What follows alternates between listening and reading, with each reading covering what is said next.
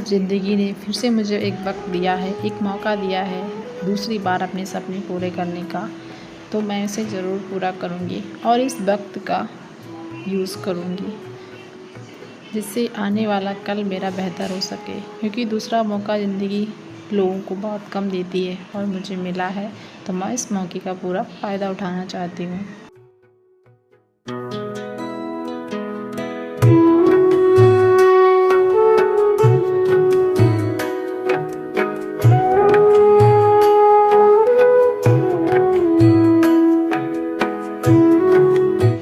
Hello दोस्तों, good morning. तो स्वागत है फिर से यूट्यूब की यात्रा में।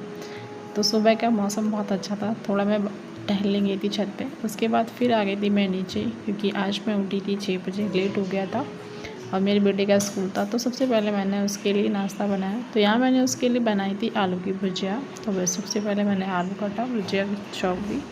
लेट हो रहा था और उसको 8 बजे मुझे छोड़ने भी जाना पड़ता है, तो उसके लिए मुझे तैयार भी होना है, उसका टाइम भी निकालना पड़ता है।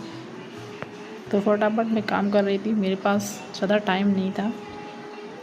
तो यहाँ पे सबसे पहले मैंने उसकी भुजिया बना दी थी, फिर ला के रख दिया था आटा, कि आटा ला के रख देंगे तो आटा फूल जाएगा। किचन की सफाई भी करनी थी, क्योंकि कल मेरे हस्बैंड लेट आए थे रात में, तो फिर उनको खाना ना खिला के 12 बज गया था। उसके बाद मेरे किचन में 9 बजे के बाद पानी नहीं आता है, तो फिर क्लीनिंग भी अच्छे से नहीं हो पाई थी, इसलिए मैंने आटा ला के रख दिया था। वहाँ मैंने भुजिया बना दी थी, फिर मैंने किचन की पूरी क्लीनिंग कर ली। ये काम भी करना था और जब टाइम कम होता है तो थोड़ी हड़बड़ाहट भी रहती है। बस मेरे दिमाग में यही चल रहा था कि मैं इतना सारा काम कर लूँ, मैं नहा के इसको स्कूल टाइम से छोड़ाऊँ, कि आज दूसरा दिन है। जब स्टार्टिंग से ही चीज़ें लेट हो जाओ ना, तो फिर स्कूल लेट ही पहुँचते रहते हो, ऐसा अक्सर हो जाता है। तो वही मैं कोशिश कर रही थी। तो फटाफट यहाँ का मैं काम निपटाती हूँ, फिर आप लोगों से मिलते हैं।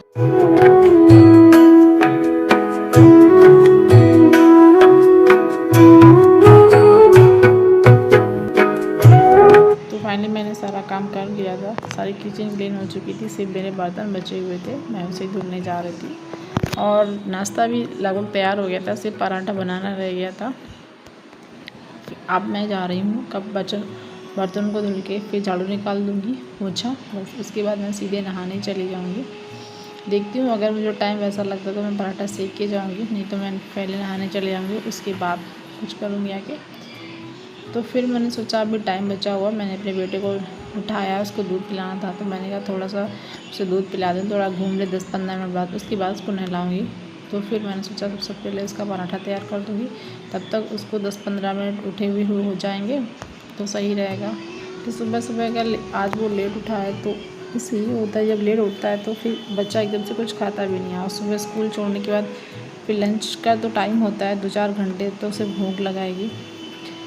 और यही होता है कि जब छुट्टियां पड़ जाती तो रूटीन बिगड़ जाता है, चाहे हमारा हो चाहे बच्चों का हो, सबका एक जैसा ही रहता है।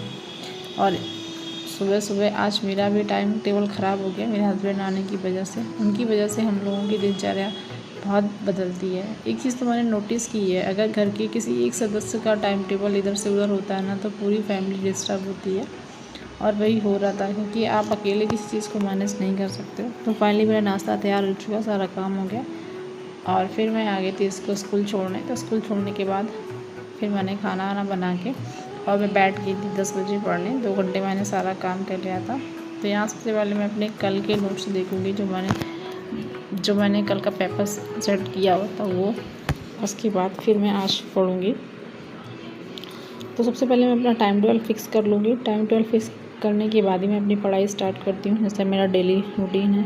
इससे ये होता है कि भले आप 2 घंटे पढ़ते हो, 4 घंटे पढ़ते हो, लेकिन जब आप टाइम टेबल बनाते हो कि आपको ये 2 घंटे सब्जेक्ट पढ़ने हैं, 4 घंटे सब्जेक्ट पढ़ने हैं, तो आपकी स्टडी बहुत अच्छे से होती है। तो मैंने छोटा सा ब्लॉग बनाया था, अगर आप लोगों को अच्छा लगे तो प्लीज़ को लाइक करिए, शेयर करिए और चैनल को सब्सक्राइब ज़रूर करिए, please please please. Bye bye.